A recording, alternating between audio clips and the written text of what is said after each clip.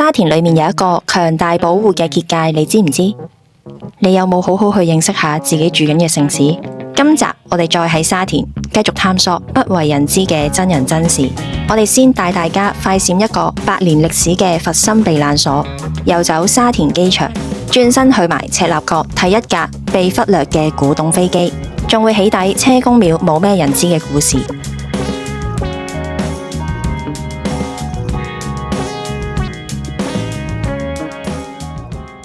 喂，Hello， 大家好，我係朱，我係林明老師。上一集我哋咧就去咗呢個沙田嘅山頭啦。咁今集咧，我哋本身咧一開頭咧想帶大家去一個結界嘅，但係可惜我哋落咗。咁點解會咁樣講咧？其實我哋本身咧想帶大家咧嚟身後呢一個慈航淨苑。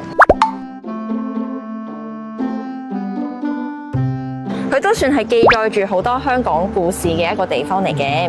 嗱，因為一般人咧都唔係好想去結界嘅，因為結界始終你入到去都未必出得翻嚟啊嘛，係咯。咁但係咧可惜佢真係變咗一個結界，我哋冇辦法入去。上網睇就可以開放參觀啦，但係我哋啱啱嚟到咧就原來佢已經係唔開放噶啦。咁我哋都介紹下呢一度啊。點解咧話呢一個慈航淨苑係一個結界咧？因為咧原來佢背後咧係牽涉咗咧喺日戰嘅時期。佢曾經咧有一啲保護香港市民嘅一啲故事啊！咦，咁要追溯翻以前日軍侵華1941至1945年嗰陣時啦，係啊，打緊仗。咁嗰陣時嗰個瑞容法師咧就開放咗呢個慈航淨苑作為一俾居民嘅一個庇護場所咁樣啦。咁而日軍打到嚟嗰時咧就見到，咦，呢個係佛門清淨地喎。咁你都知啦，日本都係一個佛教國家嚟㗎嘛。咁佢都會俾翻幾分薄面，都尊重宗教。係啦，所以佢哋就唔敢對佢做啲乜嘢咯。咁你諗下啦，係咪好似個出邊打緊仗，入邊係一個寧靜嘅結界？似唔似啊？似啊！據聞嗰陣時咧，啲人就話，因為呢一個地方啦，所以咧你只要入咗去，出邊咧橫風橫雨咧都唔關你事嘅。只要你入咗去入邊咧，咁你就安心啦，你就 safe 啦個人。咁所以咧都有人咧嗰陣時啦，覺得佢好似一個結界咁樣咯。咁咧佢除咗係一個結界之外咧，咁點解都會想介紹下咧？因為其實咧佢係1914年咧已經創立㗎啦，都有100幾年歷史㗎。以我哋所知，佢好似仲有做其他嘢㗎。係啊，佢仲有舉辦好多慈善嘅事情啦，譬如佢會辦一啲中學啊、小學啊，甚至乎一啲義教嘅活動咁樣㗎。所以佢就唔係淨係俾人參觀啊或者參學去一個咁樣嘅作用咯，係啦。但係可惜今日我哋就真係入唔到啦，但係大家入唔到呢一個結界啦。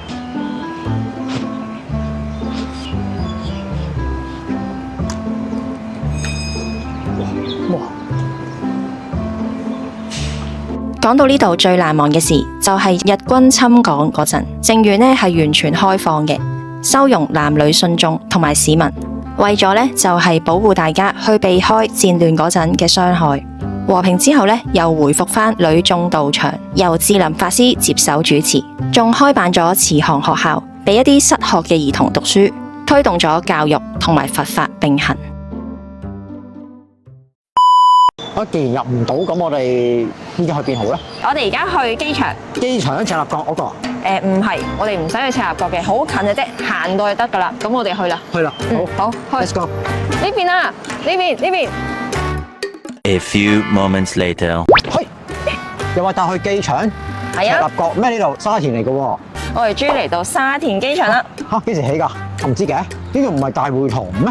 點解你話沙田大會堂飛機場啦？嗱，其實咧呢一度咧都曾經有一個好特別嘅歷史事件，咁都想咧分享俾大家嘅，就係咧香港咧原來第一架成功試飛嘅飛機咧，佢唔係喺啟德，亦都唔係喺赤鱲角，而係喺沙田大會堂呢一度嘅附近。咁我有啲印象啦。你係咪講緊嗰個外國人喺香港成功試飛一架商業飛機嘅歷史啊？冇錯。咁咧的而且確咧喺1911年嘅3月18號咧，有一架飛機咧就喺度成功試飛啦。咁嗰陣時咧呢一個地方咧係沙田嘅淺灘嚟嘅啫。不不過咧，我對入邊嘅 details 就唔係好知道咯。老師你知唔知啊？相信中意飛機嘅人咧都知道啦，第一架飛機係1903年嘅萊特兄弟發明啦。咁其實1911年3月，香港呢一次咧係由一個比利時嘅飛行員叫做查理斯溫德邦，咁咧就成功喺度試飛咗佢嘅第一次，香港嘅第一次。咁點解佢咁做咧？因為嗰陣時興飛行熱潮啊，其實好多時候都周圍去試下成為嗰個地方嘅第一個人起飛嘅。咁嗰個查理斯溫德邦咧就睇中咗香港，哇！我要做香港第一人，咁就過嚟香港試下。即係想插旗。係啦，插旗。咁跟住其實咧，佢第一次落戶香港揀地點咧就唔係揀沙田嘅。佢其實心儀嘅第一首選咧就係喺呢個快活谷。跑馬地，但係咧嗰陣時咧，港島區咧其實亦都有好多軍事設備嘅，所以嗰陣時嗰個港英政府咧就唔係幾想佢喺嗰邊試飛行咯，咁所以就不如揀個第二個啦，所以佢先揀咗呢度沙田，就係佢第一個試飛嘅場地啦。咁搞笑啊！嗰陣時興試飛呢樣嘢，插旗試飛，即係流行揸飛機啊！嗰陣時咧，佢一共試飛咗6日嘅，咁第一日咧，港督盧吉抗禮咧都有過嚟望一望，睇下試飛。好神奇㗎嘛！嗰陣時香港人哇未見過飛機啊，或者咁近距離添。咁可惜佢第一日咧就天氣差，即係天氣不似預期啦。所以就飛唔到嘅。咁港督都睇唔到嘅。咁其後嗰啲日子咧，好似話都好少人見到佢。佢當然有起飛啦，但係應該係好少人見證住，因為第一日衰咗啦嘛。係咯。所以佢自己靜雞雞去。第2日或者第3日就成功試飛咁樣。以我所知道咧，嗰一架雙翼嘅飛機咧，佢咧仲起咗個名嘅喎，叫沙田精神號。有冇咩古仔？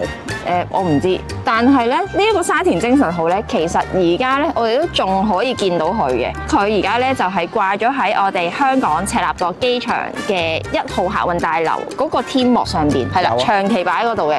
所以大家咧如果去旅行啊，或者可能出 trip 嘅時候咧，可以不妨去睇下佢咯。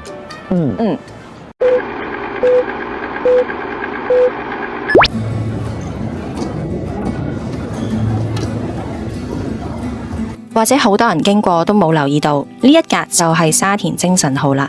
佢係一架仿製嘅古董飛機，真係懸掛咗喺香港國際機場1號客運大樓，即係 T1 裏面。佢係長期固定公開展出㗎。想當年呢，試飛嗰日，據聞好大風，原定咗飛行嘅時間呢，結果拖咗幾個鐘，好多觀眾都等唔到啦。就喺好灰心嘅時候，最終飛機呢都成功飛上天，成為咗香港第一架動力飛機試飛成功嘅關鍵時刻。佢呢一種唔理幾困難都諗盡辦法嘅態度，後嚟呢被慢慢形容為沙田精神。再嚟到1998年，香港國際機場正式啟用，有一班歷史飛機愛好者就按照翻當年呢一架廢民雙翼機嘅設計，喺之前嘅時間呢，就手工復刻咗一架叫做沙田精神號嘅古董飛機，並且呢喺啟用典禮嘅時候進行咗飛行表演。之後呢一架沙田精神號就長期掛咗喺1號客運大樓嘅離境大堂，變成咗一個標誌性嘅擺設。有啲講法呢，甚至話沙田先係香港飛行歷史嘅起點，啟德同機場都唔係啊。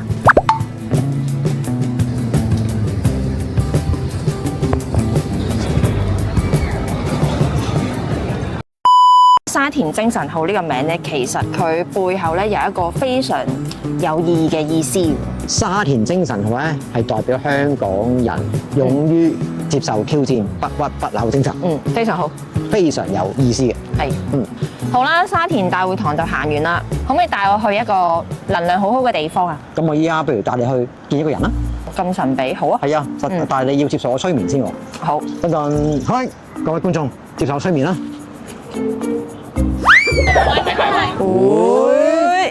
就係我身後嘅車公廟。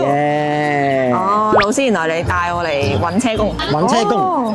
咦，咁啊車公廟大家都好熟悉啦。係啊，但係其實你又知唔知車公係邊一個咧？唔知。同埋咧，其實原來佢背後都有啲好特別嘅歷史故事啦。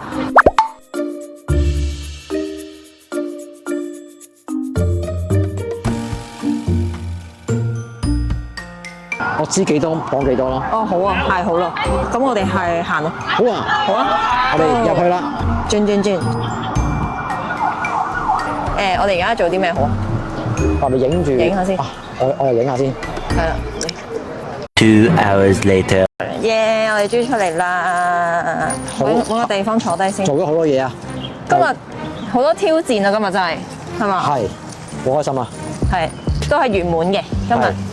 哇！真係好忙啊！哇，真係頭先咧，我哋掛住做好多私人嘅私務嘢，我哋又拜咗車公啦，跟住又求咗籤啦咁樣。咁咧點解我哋會嚟車公廟咧？車公廟就其實真係好多人都知啦，都好多人拍過啦。因為原來車公嘅故事咧，我發覺唔係咁多人知喎，包括我自己。咁車公咧，其實佢係一個武狀元啊！喺南宋末年咁啊，平定戰禍有功啦，宣封為大元帥嘅，好多個故事都好出名嘅。咁啊，其中有一個就話佢，你知唔知車公都真係曾經落過嚟香港？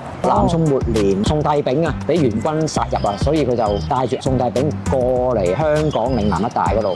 好啦，呢個又係護主有功嘅，所以佢係一個好忠心又打得又忠心嘅一個武將嚟嘅。文武雙全，精通學術。最出名咧就莫過於擊退瘟疫嘅一戰成名啦。原來香港有個瘟疫嘅，就喺明朝末年崇禎年間咁上下嗰個時期啦。咁啊沙田一帶咧出現過一個瘟疫嘅，村民咧就聽聞啊車公好靈，咁咧特登去到西貢啊蠔涌嗰度，嗰個主要嘅車公廟就喺蠔涌嘅。咁啊，即係佢係因為瘟疫嗰陣時出名咗嘅。你諗住借下車公過嚟，震一震，驅嘅邪靈，奇蹟發生啦！真係被擊退咗，就冇事啦，所以就起咗呢個車公廟啦。蠔涌個第一間呢個就好似係個孫咁樣咯。我有聽過另外一個傳說咧，就話點解會有車公廟咧？就係因為以前喺田心村起嗰陣啦，咁咧就揾啲風水師嚟睇下啦，跟住之後佢就睇到，咦呢一個地方要起個廟先可以鎮住佢喎，可以令到丁財兩旺喎咁樣。係啊，咁所以咧就村民集資就去起咗呢一個車公廟啦。但係點知原來咁靈驗。頭先我哋入去做咗好多嘢喎，好多活動喎，我哋又轉咗個風車啦，又去求下籤啦，又見咗好多泰國團嚟拜，因為即係可能有啲香港人都知，或者有啲人唔知，其實好多泰國人都相信車公㗎，係喎。一車即係有團啊，特登包機係嚟車公廟度拜，係嚟拜拜。可能3日兩夜咁樣團。3日2夜團。係啊，好快㗎咋。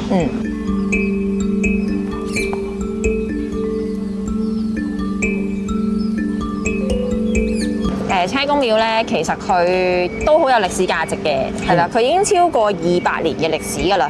咁咧，佢係屬於2級嘅歷史建築嚟嘅。咁咧喺12年嘅時候翻新過啦，直到而家咁樣咯。香港好多人都係初3嚟拜車公啦，係啊。赤口。咁車公誕咧1年係有幾日嘅，咁咧其中一日咧就係年初2，但係點解會更多人咧係揀年初3咧？就係因為赤口，咁啊都算係一個香港人即係幾特別嘅一個習俗啊。好識運用時間啦。係咯，亦都係好香港人啦呢樣嘢。轉下風車先，轉走啲。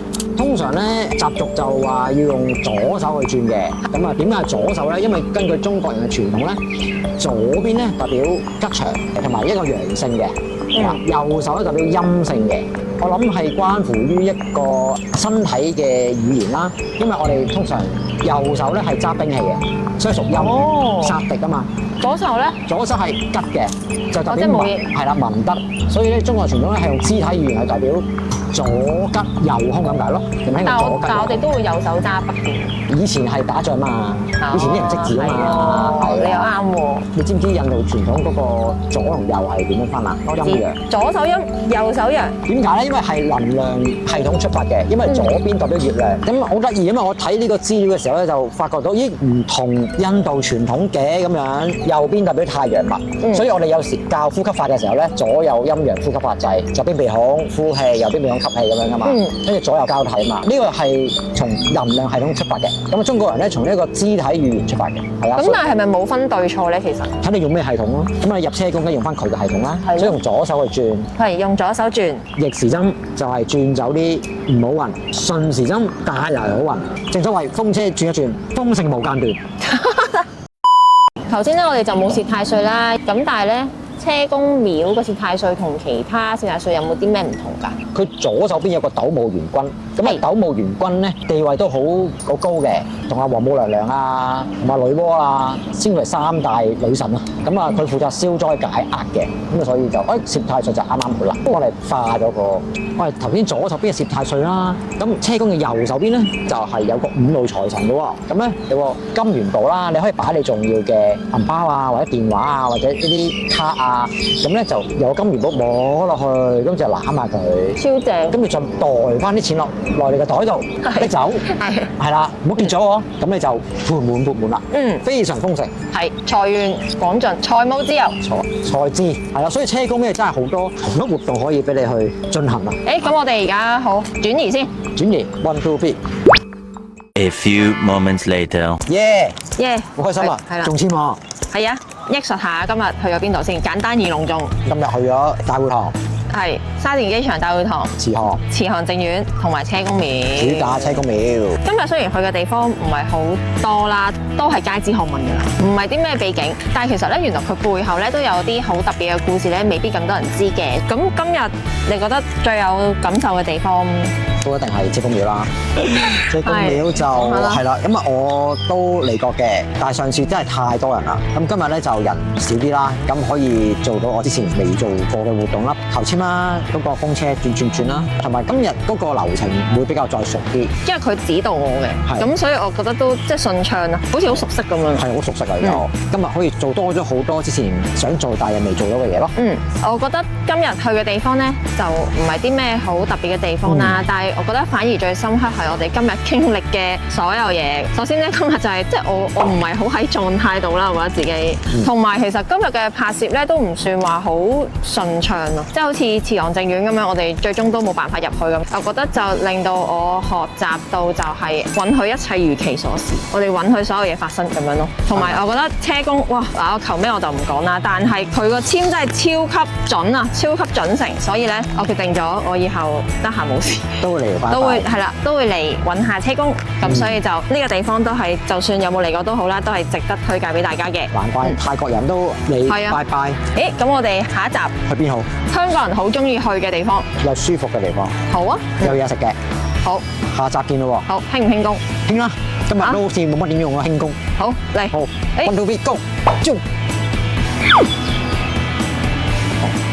跟住就係我 Q 嗰個人啊，出嚟啦，我哋，冇開咪，頂架先。喂，咁難攞嘅喂，但可以介紹下個 background。好嘈。我係唔知，係，林明老師你好，我哋由呢個沙田嘅山頭即係日軍侵華嘅時候咧。咁啊，你都未瞓醒原來。 ，OK，嗱，等陣咪喂。 ，Oh my god，好，準備嚟啦，好，1、2、3。